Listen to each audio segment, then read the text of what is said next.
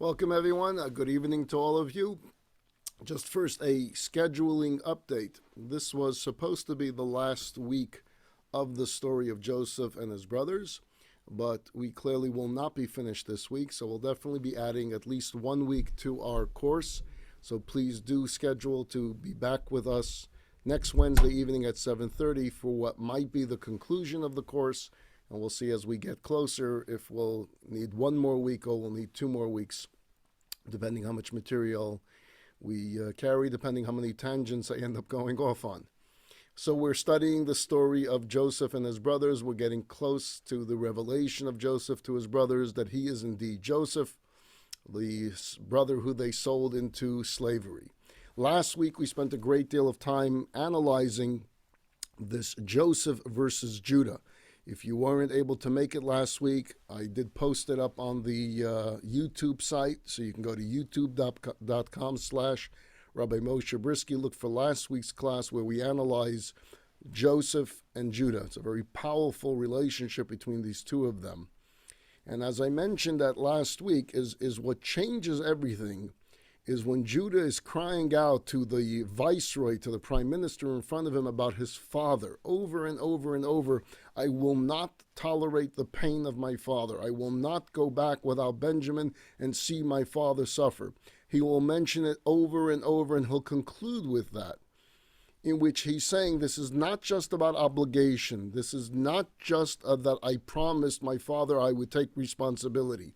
This is beyond obligation. This is an absolute statement of emotion and passion. This is the way it will be. And I mentioned towards the end of last week's class, and I'll take off from it right now, is that there's 2 different ways that we serve God. We serve God out of obligation. We have a Torah. The Torah obligates us with commandments. And so, okay, if I believe that indeed there was a Sinai revelation, and I believe that God gave the Jewish people a Torah, and I believe that the Torah is the word of God given over to man, then the Torah obligates me to do certain things. It tells me what food I could eat and what food I can't eat. It tells me what I can do on the Sabbath, what I cannot do on the Sabbath. It governs every part of my life because obligation, and that's very, very true. But there is a second part to serving God, and it's not about the obligation. It's about the passion. It's about the emotional connection. It's about the desire to be one with God. And therefore, not because I'm obligated, but if I indeed know that this is what God would want of me, of course I want to do it. Not because I get a check or an X, not because I'm going to go to heaven if I do it, but simply because of the passion and the emotion that I feel in my connection to God. In 1910, there was a major rabbinic conference in St. Petersburg, and it concerned the fate of Russian Jewry. The Russian government tried to impose a law that every rabbi in Russia must first go through a Russian education. You have to go to university, you got to go to college first, and you have to get a degree in Russian education, and only then could you possibly be ordained as a rabbi. The 5th Lubavitcher Rebbe, the 5th Chabad Rebbe, who was the leader at the time, he was known by the acronym the Rebbe Rashab, for Rab Shalom Ber. He lived from 1860 to 1920. He took this as a tremendous threat. And he feared that what this would mean would be that there would be an intense amount of indoctrination taking place at these universities to try to weaken their commitment to Judaism. And to be a rabbi in Russia, you needed a tremendous, strong commitment and courage because everything was a battle. And therefore, he felt that if they want to take my students and put them in a Russian university for 4 years, I know what's going to happen there. I know what this is about. I know what the goal is. You know, it's similar, not exactly similar, but imagine we said you can't be an ordained rabbi today unless you're sent to Berkeley for 4 years. What would the reason be for putting that forward? It would mean we want to try to give them a different type of thought, a different lifestyle perhaps, change their mindset, change their goals. or cement the lifestyle that you want them to have. And that's the way the Chabad Rebbe at the time, the Rebbe Rashab, took this as a direct threat to his students. And he was vehemently opposed to it. And so here was this conference where they gathered all the rabbis as to what are we going to do with this crisis? What are we going to do with this new law that they passed? So during the proceedings, a message was conveyed to the conference on behalf of the Russian Minister of Interior. The Russian Minister of Interior was a famed anti-Semite. His name was Stolpin. Stolpin finds out that there's this conference going on, and he sends a message, and he wants his message read to the conference. And this was his message. If you continue your opposition to the government's requirement of educating rabbis in Russian education, I warn you that pogroms will break out in 101 cities across the Russian Empire. Straight out threat. You challenge us on our law that we are putting through, we'll allow pogroms to take place. Immediately, many of the rabbis folded their opposition. We're just not going to, this is not something we are interested in, and they just dropped their opposition. The Chabad Rebbes were known throughout all of the dynasties. They did not give in to pressure. They were not threatened by any government. They never caved in. So the Rebbe Rashab, the Chabad Rebbe, asked for permission to speak last. He wanted the last address to the conference. And in that address, a very famous address, I'll just read you one paragraph translated into English. He said, "It was not by our own will that we were exiled from the land of Israel. And it's not by our own power that we will return to Israel. One day we will return.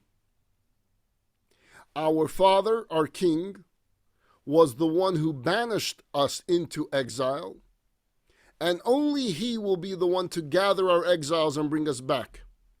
And only he will declare when Mashiach will come.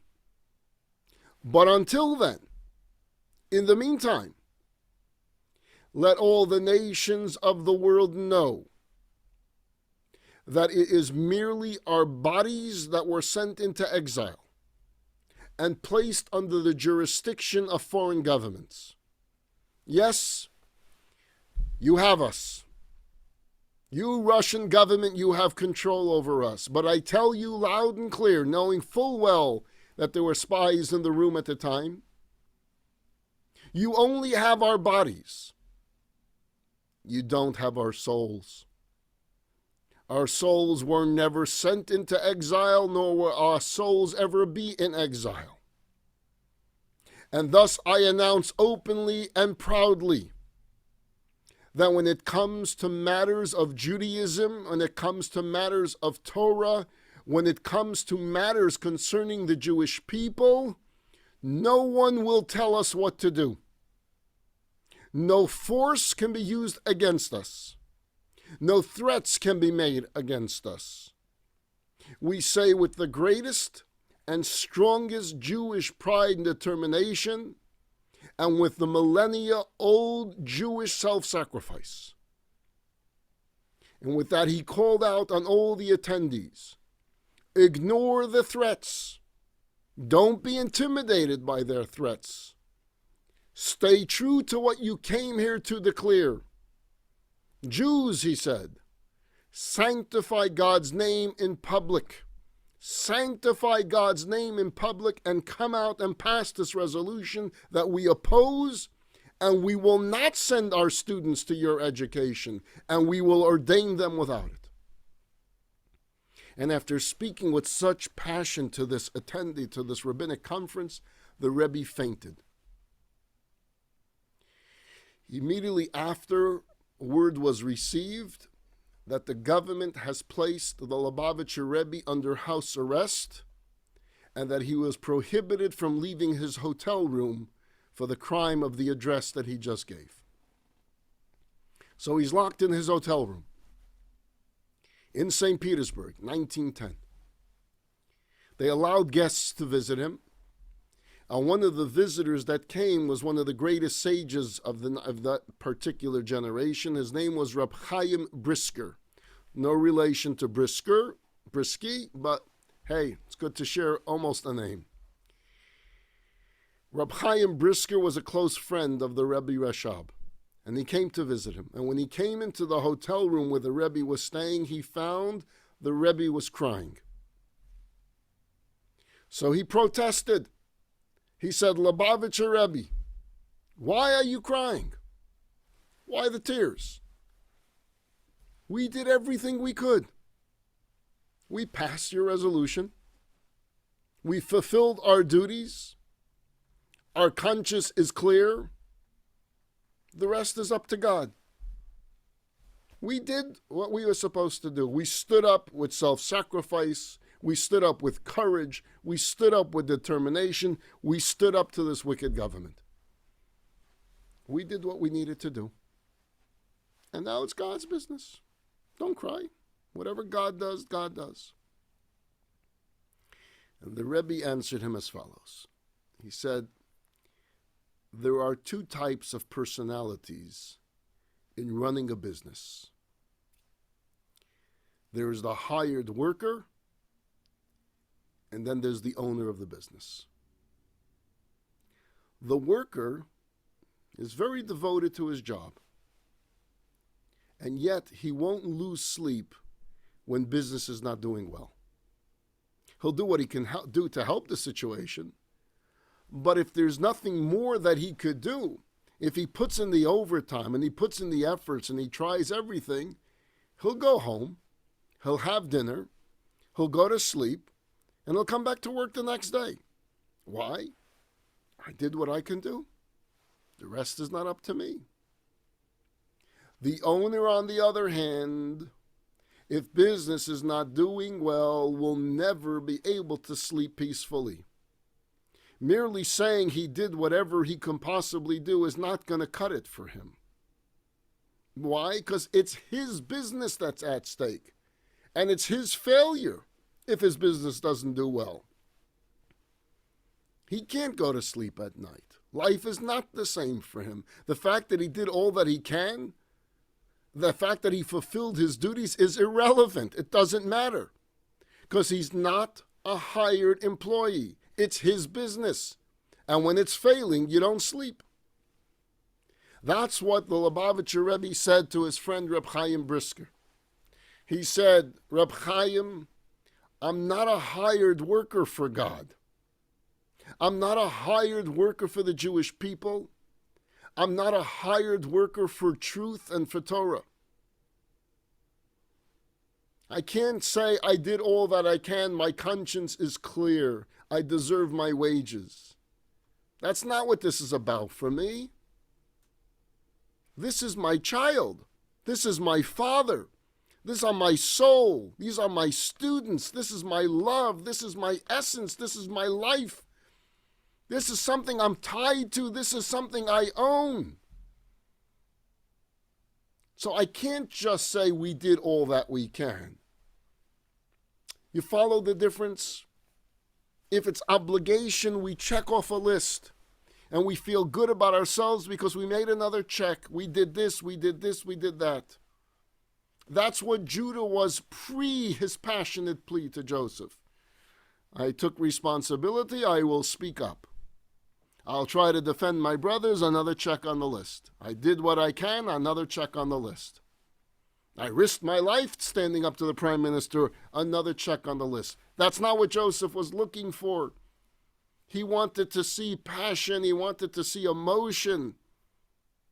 And that's when he hears Judah saying to him, no matter what, I will not go back and cause pain to my father. Benjamin will go back. Even if I have to stay here, even if I have to fight you, even if I have to fight the entire Egyptian army, Benjamin will go back because I will not allow my father another day of pain. That's what Joseph needed to hear. I remember I heard the story in 1955. The Chabad Rebbi was just the Rebbi then for a few years. He was a young Rebbi at the time. And there were kids, New Yorkers, that were becoming bar mitzvah. They would come to see the Rebbe with their father before their bar mitzvah to get his blessing. So there was this private audience at the time with this father of a bar mitzvah boy with his son. Not necessarily from an observant family, but having a bar mitzvah nonetheless. They wanted to get the Rebbe's blessing. They had their private audience, and the Rebbe told him, blessed him, that he should be a source of pride to the Jewish people, to his family. And the audience is over, and they're heading out the door, and the Rebbe calls the kid back. And whatever his name was, he calls him by his name, and he says, come back a minute, I have a question for you. And get this, this is the question the Lubavitcher Rebbe asks this 13-year-old boy. He says, tell me, are you a baseball fan? Now the kid is totally startled. That the build-up that this is the holiest man, this is the Lubavitcher Rebbe, this is a tzaddik, this is a saintly man. And here he's talking baseball. Are you a baseball fan? So he says, yeah, I am. Oh, so the Rebbe said, good, let's talk. Tell me something. Are you a Dodger fan or are you a Yankee fan? That was the big question, especially in Brooklyn. Where were your loyalties? 1955, you still have the Brooklyn Dodgers. Where do the Brooklyn Dodgers play? You're going to tell me Ebbets Field. Where is Ebbets Field? Any of you know where Ebbets Field is? It's in Crown Heights. It's where I grew up. Ebbets Field is a few blocks from my home on Crown Street between Brooklyn and New York. It's just a few blocks down. Literally, it's you don't take a car to get there. You walk to get to where Ebbets Field is. So Crown Heights is in Brooklyn, and it's right by Ebbets Field. But the Yankees were the Yankees. So the loyalties was the big question. Are you a Dodger fan or a Yankee fan? And the Lubavitcher Rebbe is asking this kid, what are you? And the kid says, I'm a Dodger fan. I'm sure it'll make a lot of you happy. The kid answers he's a Dodger fan. Oh, the Rebbe says, so let me ask you a question. Is your father a Dodger fan also?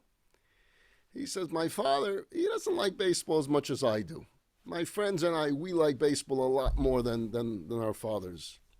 But does he take you to baseball games? You live close by. Does he ever take you to a Dodger game? And the kid says, yeah, he does. He takes me a few games a year. When was the last game you went to? The Rebbe asks him. He says it was a few weeks ago. And was it a good game? The 13-year-old kid says, no, quite honestly, Rebbe, it was a terrible game. The Dodgers got blown out. By the 6th inning, they were already losing 9-2. So we left early. We didn't think there was a chance for them to catch up, and they didn't catch up. We left in the 6th inning. You left in the 6th inning? Why would you do that? So the kid says, because the game was already done. It was 9-2. They were playing so badly that night. I didn't want to stay. So the Rebbe says, so tell me, when you left, did the players also leave? He says, no. Players didn't leave. Well, why not? They were losing 9-2, just like you left. Why didn't the players walk off the field and go home too? So the kid says, Rebbe, that's not how baseball works. He says, but it made sense when you just explained that it was 9-2 and you didn't think your team had a chance to win, so you went home. Why should the players have to stay? If you went home, why shouldn't they go home? So the kid says, Rebbe, that's not the way the game of baseball works. You see, there's a difference between the players and the fans. The fans, they can go home anytime. They don't have to stay. But the players, they're part of the game. And because they're part of the game, they can't decide to leave when they want. They have to play the full 9 innings until the game is over. That's their job. That's what they do. So the Rebbe smiles to the kid and says, that's brilliant. What you just said in your explanation to me as to why you were able to go home and they had to stay was brilliant.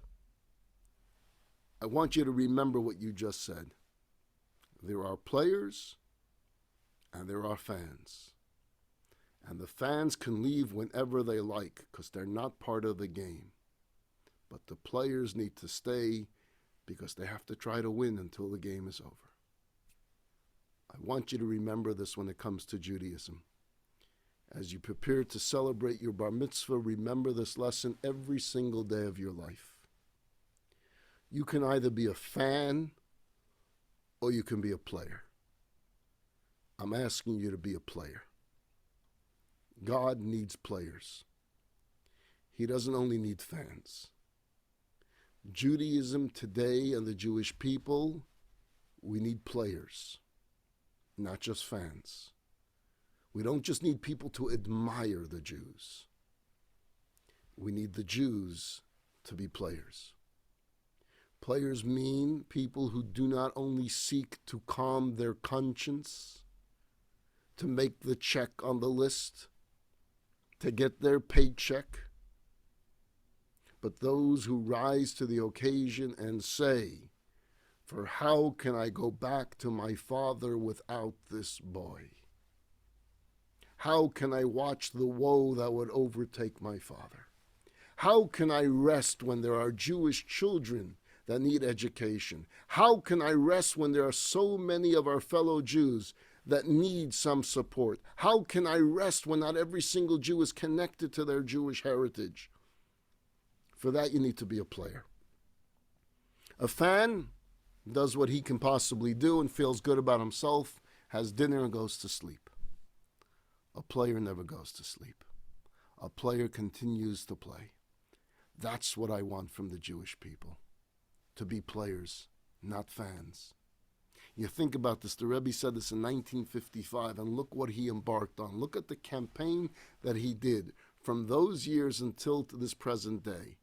Was really summarizing what he summarized to this 13-year-old kid was his game plan. It really was this strategy. And people often wonder about studying the Lubavitcher Rebbe of how did he do it? He says it right here in that simple discussion with this kid, using the analogy of the Dodger game. Player or fan? I want my followers to be players. And if you're players, you're not going to sleep. If you're players, I'm sending you to every part of the world to care about your team. You're not fans that can just simply close your eyes to it. You're players. And we see that in Judah's remarks. I'm a player, I'm not a fan. And if I'm a player, I'm letting you know, Mr. Prime Minister, I am not returning to my father without Benjamin with me. Are you ready for Act 10? Are you ready now for the revelation, for the reunion? We've been waiting for this now for quite a few months. I don't hear you, so I imagine you all said, yes, we're ready. So let me put on the screen the text of Act 10 of the story of Joseph. Verse 1. Now Joseph, after hearing this powerful speech from Judah, could not bear, although standing beside him, and he called out, "Take everyone from me," everyone out of the room. Remember, he's the prime minister. There is security, there's advisors, there's people in this chamber. Everyone out, so that no one stood with him when Joseph made himself known to his brothers. And he wept out loud. He began to cry so loud that people that were just sent out of the chambers, they heard the crying. The Egyptians heard, and the house of Pharaoh heard. Everyone who knew the prime minister just broke out crying. Verse 3. And Joseph says to his brothers, this is 22 years in waiting, I am Joseph. Is my father still alive? But his brothers could not answer him because they were startled by his presence. They were in a state of total shock and fear. You can imagine if you're one of them. This is Joseph. He's the prime minister. He's the most powerful person around. What did we do to him 22 years earlier? Total shock, total silence. And Joseph sees they're scared of him. They're backing away from him. They're not communicating with him. There's no embrace. So he says to his brothers, verse 4, come closer to me. And they drew closer. And he said, I am your brother Joseph, whom you sold into Egypt. But now, verse 5, do not be sad, and let it not trouble you that you sold me here, for it was to preserve life that God sent me before you.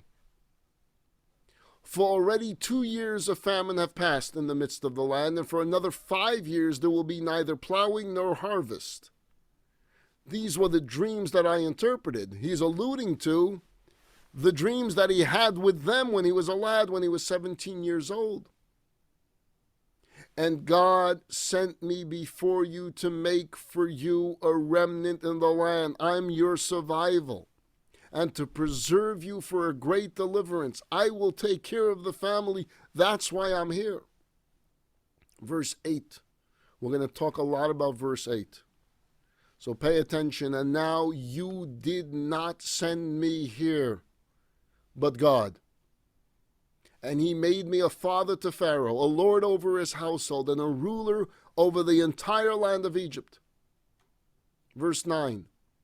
Hasten, go up to my father, and say to him, so said your son Joseph, God has made me a lord over all the Egyptians. Come down to me, do not tarry, leave Israel, come to Egypt. And you shall dwell in the land of Goshen, and you shall be near me, you and your children and your grandchildren and your flocks and your cattle and all that is yours. You're going to prosper here because you're my family. Verse 11, and I will sustain you, for there are still 5 years of famine, lest you become impoverished, you and your household and all that is yours. Verse 12, and behold, your eyes see, as well as the eyes of my brother Benjamin, that it is my mouth speaking to you. And he brings Benjamin into verse 12 because he's saying, just like I have no hard feelings towards Benjamin because he did nothing to me, nothing against me, so too I have no hard feelings to all of you. And you shall tell my father of all my honor in Egypt and all that you have seen, and you shall hasten and bring my father down here.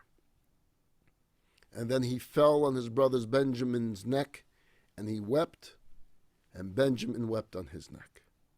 The two brothers from the same mother, from Rachel, have this emotional connection now. They begin to cry upon each other. Powerful reunion that takes place here. The story of Joseph revealing himself to his brothers after decades of bitter separation is one of the most dramatic stories told in the Torah. Right there, that verse was emotion of Torah like we don't find it anywhere. It's telling us a very dramatic, emotional story. 22 years earlier, when Joseph was 17 years old, his brothers, despising their younger brother, kidnapped him. They threw him into a pit, and then they sold him as a slave to Egyptian merchants. In Egypt, he spent 12 years in prison. 12 years. From where he rose to become viceroy of this country that was the superpower of the world at the time, led by Joseph. Remember, Pharaoh says, other than the title Pharaoh, you're in charge of this country. Joseph is in charge of the superpower nation of the world, the only nation with food during the famine because of Joseph's plan. And now more than 2 decades later, this moment is ripe for reconciliation. Repeating the words that we said in the text, Joseph could not hold his emotions. He dismissed all of the Egyptian assistants from his chambers, that no one else was present when he revealed himself to his brothers, and he begins to weep out loud. I am Joseph. Is my father still alive?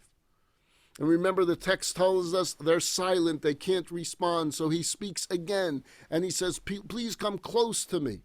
So the second communication is clearly a response to the reaction of the first communication. The first communication being, I am Joseph.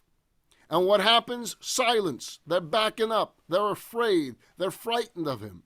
So what does he do? He's trying to bring them close now. He wants this reconciliation to be real. So he speaks again. And what does he say? He repeats, I am Joseph, your brother. But then he says a very strange thing. In the second communication, he says, it is me whom you sold unto Egypt. And that's the words I want to focus on. Remember, he's trying to make them feel more comfortable. He's trying to calm them down. He's trying to lessen the fear. Yet his words, after they're horrified, seems to have the opposite effect. I am Joseph, your brother, and he reminds them, the one you sold into Egypt. Why would he add that in? Why say that if you're trying to calm things down? He now makes it very clear, you're the ones that did this crime, but don't worry about it. But I want to remind you, you sold me as a slave to Egypt. If he's trying to relax them, why say that? Why bring that up? Now, besides, he already said, I am Joseph. So why is he repeating himself, I am Joseph? I'm Joseph, and what does he add? The one you sold into Egypt. And did you think for one moment that when he says, I am Joseph, they don't remember that they sold him into Egypt? That Joseph really needed to remind them, oh, by the way, Joseph is the one that you sold into Egypt. Without that, they wouldn't remember? Isn't it on their mind every single moment of this entire episode, thinking what they did to their brother? Does he need to really rub it in and say, I'm the guy you sold into Egypt? So when you stood here the last few months saying, and one brother, we don't know what happened to him, you were lying to me. I know you were lying to me because I'm that guy. I'm the guy you sold into Egypt. And you stood here and you said, well, there's one brother, but we don't know what happened to him. So why is he doing this to them? If he's just working on the emotional reconciliation, I would think that he would drop the part, whom you sold unto Egypt. Pay attention. Listen closely. There was a verse earlier in the story that said the following. Joseph recognized his brothers, but they didn't recognize him. Remember that part? When Joseph is there as viceroy, he knows who they are, but they don't know who he is. I want to go back to that verse and add some additional interpretation, a Hasidic interpretation, the deeper understanding of what that verse was saying. It's not just in the storyline that Joseph recognized them, but they didn't recognize him. It's really a statement of the entire story. Joseph always recognized the holiness of his brothers. He always recognized them, not just now in this part of the story, all of his life. They lived most of their lives isolated as spiritual shepherds involved in prayer and meditation and study. But they, the brothers, did not have the ability to recognize the greatness of Joseph. Not just now in the story, all of his life. That verse, Joseph recognized the brothers, but they didn't recognize him, is a statement of the entire story of Joseph. When they had Joseph as a teenager in their family, they never recognized him. They never understood him. They never saw what Jacob saw in him. What did they see? He's an outsider. He's a danger to the integrity of the family of Israel. And certainly when they encountered him in the form of an Egyptian leader, they definitely didn't see the holiness in him. What did they see? Some savvy politician, some dictator, some nutcase. They never saw the holiness of Joseph. Jacob always saw it. Isaac, the grandfather, he saw it. The brothers, they didn't see it. So when Joseph declares, I am Joseph, it's not merely a revelation of who he was, but also what he was. For the first time in their lives, Joseph allows his brothers to see who he really is on the inside. For the first time in their entire lives, Joseph's brothers see the greatest holiness in the world emerging from the face of an Egyptian prime minister. His brothers were so horrified that they could not respond, says the Torah. What perturbed the brothers was not only a sense of fear, but what horrified them more than anything else was this inner remorse, this brokenness, that they caused so much pain to such a beautiful soul. That's what the brothers are feeling at this very moment. Because at that very moment they have this revelation, they realize the tragic error that they made. Joseph was never this rebel. Joseph was destined for greatness by God from early on. When Joseph was telling us those dreams, they were real dreams. He was a prophet of God as a child. He has something we don't. We needed to be separate from the world. We needed to be isolationists in order to be spiritual. Joseph was able to go into Egypt, first as a prisoner, as a slave, then as a prisoner, and now as viceroy of Egypt, living in a culture of the lowest of the low and still remain Joseph. Only he has that skill. We don't have it. Only he has that holiness. We don't have it.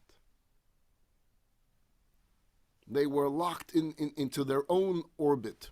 They were deaf to the cries of their brother. They were oblivious to the horizons that extended beyond theirs. They didn't recognize greatness that was greater than them. And now they're feeling this sense of this profound crime. And it tormented them. So Joseph understands this. He sees what they're going through. He sees what they're experiencing at this very moment.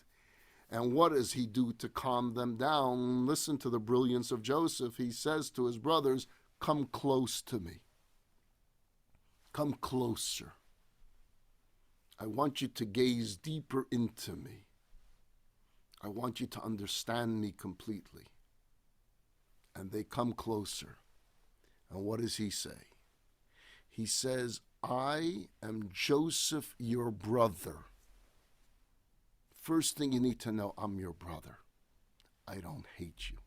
I'm not angry at you. I don't want revenge. I am your brother. And then he says, it's me whom you sold into Egypt.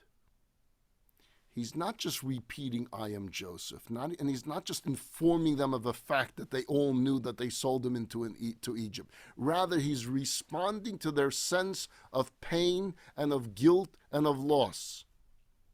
He's saying to them, I am Joseph, your brother. It's me whom you sold into Egypt. If you look at the original Hebrew, it can also be translated like this. I am Joseph, your brother, because you sold me into Egypt. What Joseph is telling them is something so powerful. I am who I am today only because you sold me into Egyptian slavery. Thank you. Joseph is telling them, thank you for doing what you did. Because of you, I was sent here to be in this position, in this powerful position, to influence a world. Because of you, Joseph, the potential of Joseph that I always had within me, the potential of Joseph that was told to me in dreams when I was a teenager, was allowed to blossom and come forward so that the whole world can see who I am because of you. You helped save the world from famine. You helped save the Jewish family from death, from hunger, because I am who I am because of you. Now, you may have tried to harm me. In your mind, you were thinking you were doing ill to me. In your mind, you separated me from my beloved father and family, and you caused much pain. That's for you to work out. You, between you, your father, God.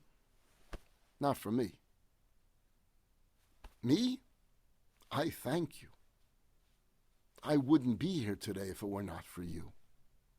I am Joseph, your brother, because you sold me into Egypt, I can be here today as Joseph, your brother. And listen to the words he says right after that to see that it all fits like a puzzle. Be not distressed.